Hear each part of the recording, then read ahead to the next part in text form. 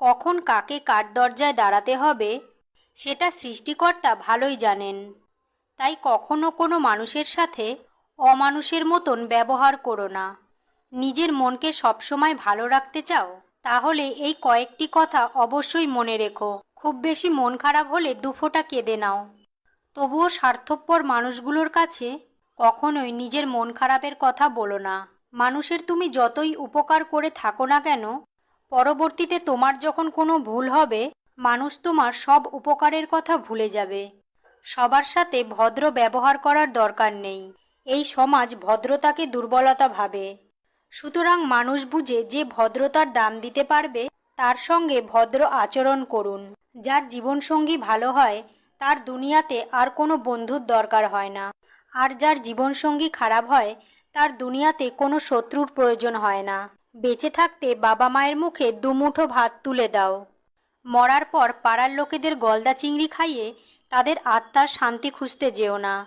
গরু ঘাস খেয়েও দুধ দেয়, আর সাপ দুধ খেয়েও বিষ ওগলায়। পার্থক্যটা খাবারের নয়, পার্থক্যটা জাত, স্বভাব এবং আচরণের। যদি তুমি অন্যের ভালো সহ্য করতে না পারো, তার মানে তুমি মানসিক দিক থেকে ভালো নেই। বিয়ে করলে গরিব ঘরের মেয়েকেই বিয়ে করুন। হয়তো যৌতুক কম পাবেন, কিন্তু একটা মনের মতো জীবনসঙ্গী খুঁজে পাবেন। একটা কথা কি জানো তো, অর্থ সংকটে থাকা মানুষগুলো যোগ্যতা থাকলেও সবার কাছে মূল্যহীন হয়। একজন পুরুষের টেনশন যদি 100 জন নারীর মধ্যে ভাগ করে দেয়া হতো, তাহলে 99 জন নারী পাগল হয়ে যাবে।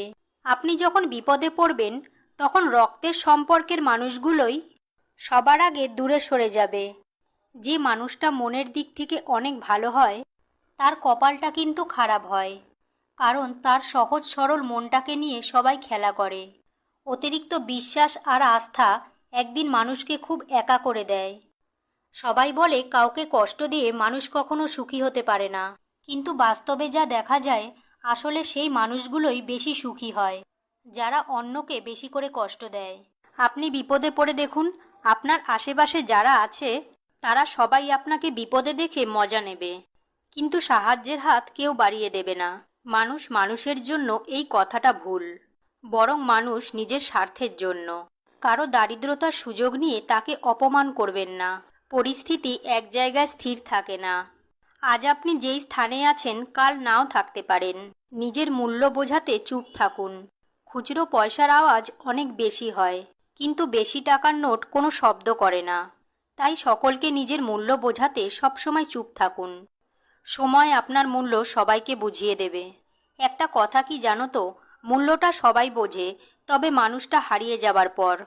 বৃষ্টি না আসলে বোঝা যায় না ছাতার কোথায় ছিদ্র আছে, তেমনি খারাপ সময় না আসলে বোঝা যায় না কার মনে কি আছে।